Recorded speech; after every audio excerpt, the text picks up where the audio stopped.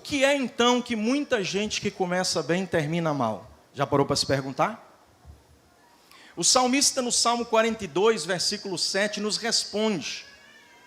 Ele diz que um abismo puxa outro abismo, então ninguém cai de uma vez. Quem concorda diz amém.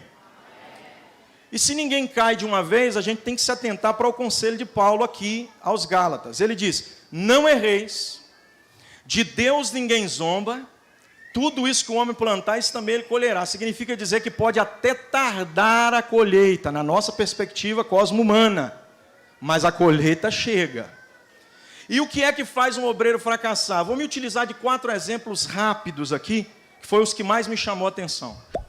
Eu não sei se vocês sabiam, mas 4 personagens bíblicos suicidaram. E todos os 4 homens de Deus, diga-se de passagem. Vou repetir, hein? 4 personagens bíblicos suicidaram-se. E todos os 4 homens de Deus, diga-se de passagem. Estou falando de ímpio não. Crente, ungido, servo. O primeiro foi Sansão. Diz a Bíblia que ele, na verdade, ele é o único que pode ser excluído entre os outros 3, porque o seu suicídio ainda glorifica a Deus, né? Mas ele se matou literalmente falando, embora a gente tenha alguma coisa teológica para discutir quanto a isso. Mas eu vou deixar para outro dia. Vamos imaginar que ele realmente tenha só suicidado. Imagine assim, embora a gente tenha muitos pormenores para discutir. Mas diz a Bíblia que ele chegou a essa fatídica situação, essa trágica situação de se encontrar cego e escravo na mão do povo inimigo, porque ele não levou a sério o ministério. Por quê, pastor? Porque ele não levou a sério o ministério. Primeiro, os seus olhos eram fixos sempre naquilo que não deveria ver.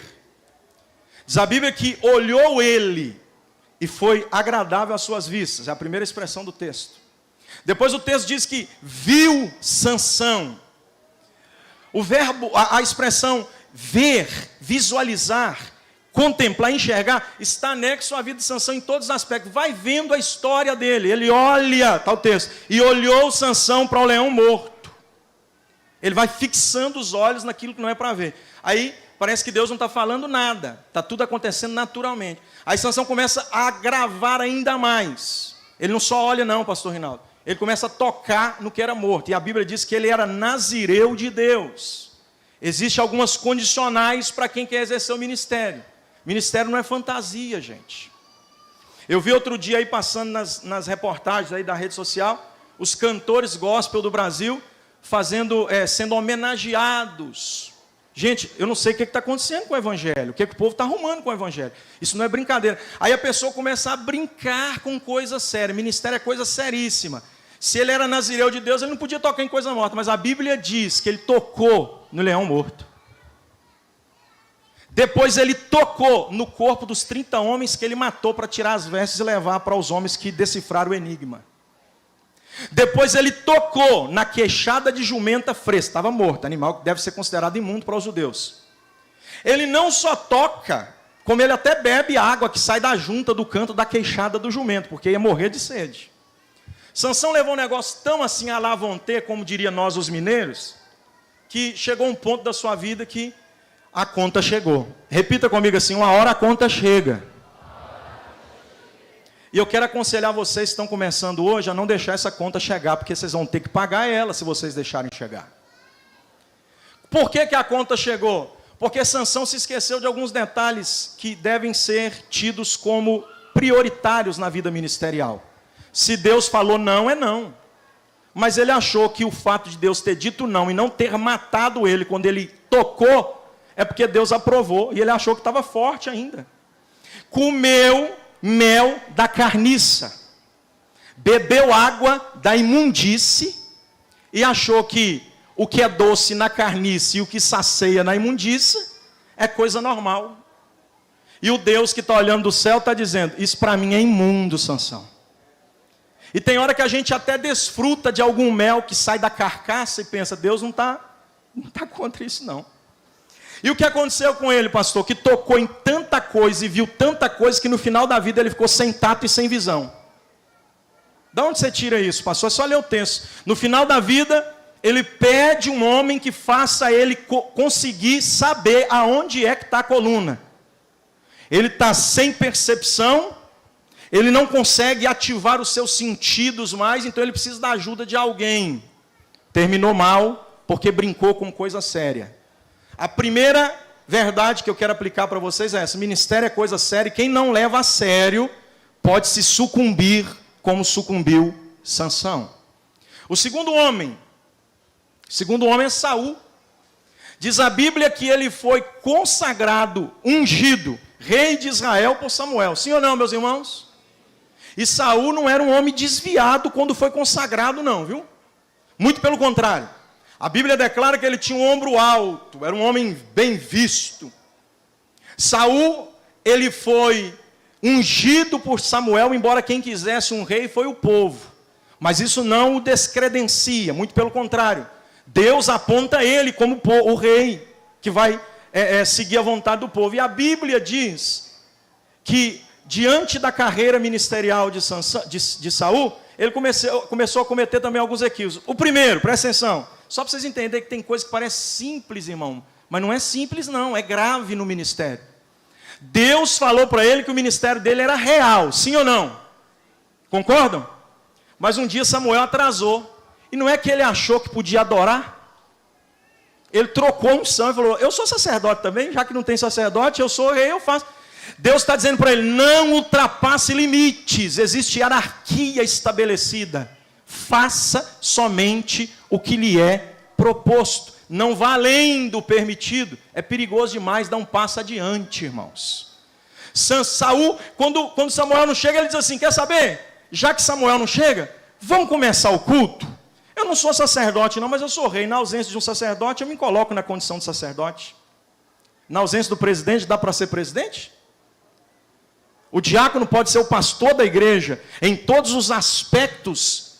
Na ausência do pastor, ele pode representar o pastor, mas ele não tem sobre si delegado autoridade para fazer algumas coisas que em suas minúcias exige a presença do seu pastor. É isso que Samuel está fazendo, ele está quebrando alguns princípios. Ele achou que cresceu. Saul, melhor dizendo, ele achou que cresceu, ele deitou. Tem um pastor antigo que disse para mim assim, ó: o cara deita atravessado na cama, quando acorda com o pelo lá de fora e acha que cresceu. E tem coisa que não é para a gente, tem coisa que é para alguém que está acima da gente, respeite isso. O pastor Elias Torralba um dia disse uma coisa para mim que chamou muita atenção. Ele disse para mim que teve um diácono que foi consagrado, que ele se sentiu tão grande depois que foi consagrado, que quando a esposa dele acordou de manhã e disse: vem tomar café, meu bem, ele disse: tomar café, meu bem, não, tomar café diácono fulano de tal. E aí, como é que a gente arruma com um camarada desse? Hã? Se o pastor faltar o culto por causa de uma enfermidade, ele acha que é o cara, ele assume tudo. Ele disciplina, coloca em comunhão, é assim ou não é? E sabe o que é o interessante? Que existe um paradoxo nessa história. Primeiro, Saul, ele faz um pouco a mais do que foi autorizado. E em ato contínuo, ele faz um pouco a menos do que foi mandado. Diz a Bíblia que Deus mandou matar todo o povo de Agag. Sim ou não, meus irmãos? Aí Saul diz assim: quer saber? Eu não vou matar todo mundo não. Tem boi ali. Eu vou guardar os bois. Saul guardou os bois e deixou o rei vivo. Aí lá vem um profeta subindo.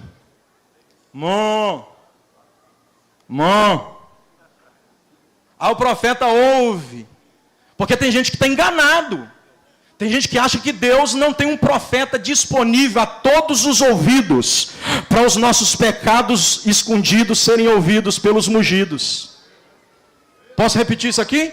Deus sempre terá um profeta de prontidão para ouvir o mugido dos nossos pecados escondidos. E a Bíblia diz que Samuel matou Agag e repreendeu Saul. Agora sim, perdeu o reino. Deus não está mais contigo não, para de graça. Pode ter a cadeira, mas não tem mais a unção. Pode estar com o cetro na mão, mas já não tem mais a graça. Vai continuar aqui, mas o ministério já perdeu.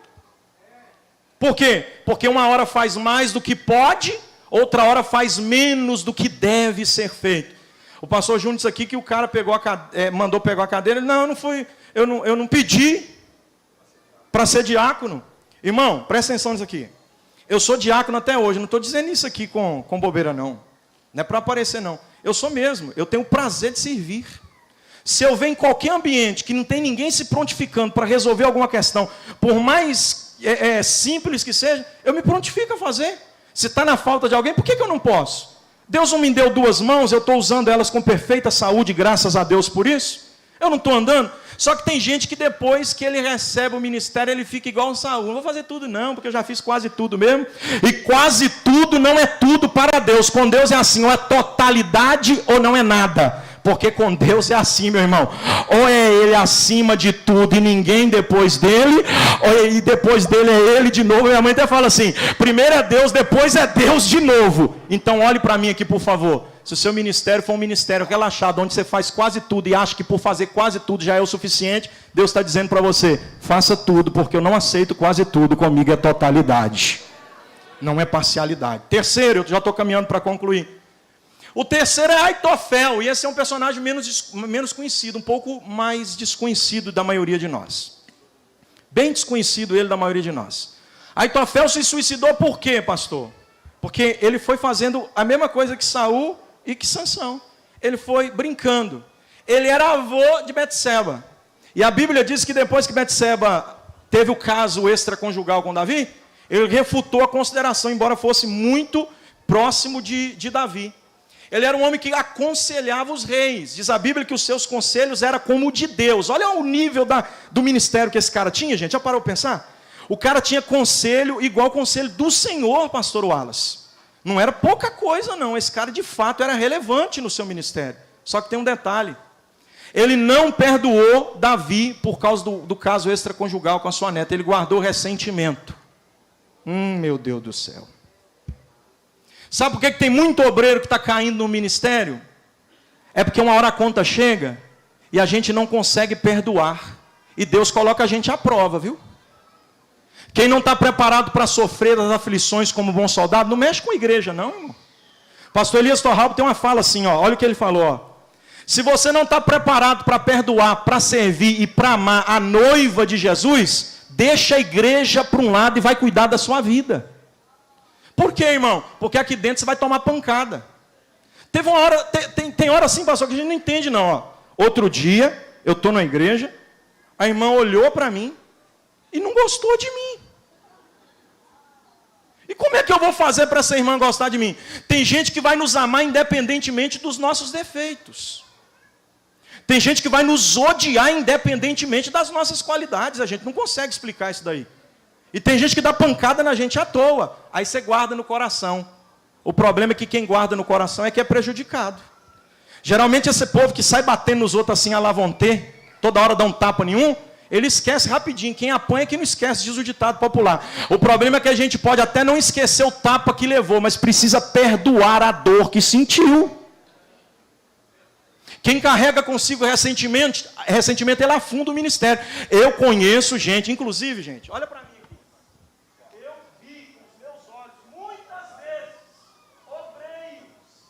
Degladiando um contra o outro, porque não perdoa. E como é que eu vou para o céu com essa pessoa? O céu é 1 ou 2?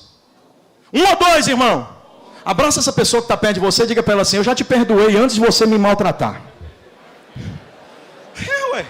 Porque se eu não perdoar, eu não vou para lá, né não, pastor? Porque a oração base de Jesus é essa.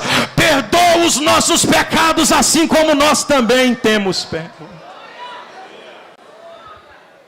Inclusive, eu já antecipo dizendo, se alguém tem qualquer coisa contra mim, perdoa o pastor Cláudio, gente. Vamos morar no céu com paz, com alegria. Quarto e último, para encerrar. Ou melhor, deixa eu só terminar aqui, né? Aitofel guardou ressentimento. E depois, o orgulho. Um outro conselheiro foi ouvido por Absalão, e quando ele percebeu que Absalão é que estava recebendo um conselho de outra pessoa, ele exigiu exclusividade. Ele pensou assim, se não é o meu conselho, então não é o de Deus, porque o meu é que é o de Deus. Será que Deus está falando aqui, gente? Se tivesse ouvido o meu conselho, era de Deus, mas já que ouviu de Uzai, não é de Deus, não. E aí, quando Absalão pôs em pauta o conselho de usar e não o dele, ele disse, vou morrer. Porque ouviu alguém e não me ouviu. Escuta isso daqui, por favor. Isso aqui é um perigo. A conta vai chegar para quem é muito orgulhoso. Se eu não pregar, Deus não fala. Se eu não estiver ali, Deus não faz. Comigo é difícil. Se não for comigo... Eu, inclusive, já ouvi casos de pessoas dizerem assim, ó, eu vou embora dessa igreja. Por quê? Porque o pastor não me dá oportunidade. Bom, o pastor não te dá oportunidade? Como assim? Eu fiquei sabendo que você que dá o estudo lá toda terça-feira, mas nunca me deixou ministrar a ceia. É porque ele está confiando na sua mão o estudo, meu filho, não é a ceia. Você quer exclusivo. Então tem que ser você o estudo, você a ceia, você a pregação. Não tem mais ninguém para trabalhar, só você. Cuidado com essas coisas, estou falando verdade, é sério isso aqui. O orgulho e a exclusividade levam as pessoas ao precipício. O primeiro orgulhoso foi o diabo. Desde Nimrod para cá, quando ele ergue a torre, a gente vê que o orgulho leva as pessoas do alto para baixo. Eu estou dizendo com muita propriedade, eu nunca preguei assim no nosso campo, mas já tem um ano que eu estou aqui, não é possível que eu não possa falar alguma coisinha, né? De madrugada eu me senti incomodado, porque às vezes eu estou querendo pegar leve para me sair bem, aí Deus cobra da gente depois. Então deixa eu dizer uma coisa para vocês aqui, irmãos. Se você não quer sentir o peso da corda no pescoço, para de se sentir a última bolacha. Porque a última bolacha do pacote é aquela que está mais quebrada no fundo do plástico. Geralmente é aquela que nem está inteira para poder aparecer. Levante a sua mão e diga, Jesus, usa-me. Mas usa o meu irmão também. Aí dá glória a Deus quem achar que deve, porque essa aqui é difícil de descer, né? Por fim eu encerro, Judas. Diferente dos demais, eu encerro. Ele falou que é 1h15, vai em 17, tá bom?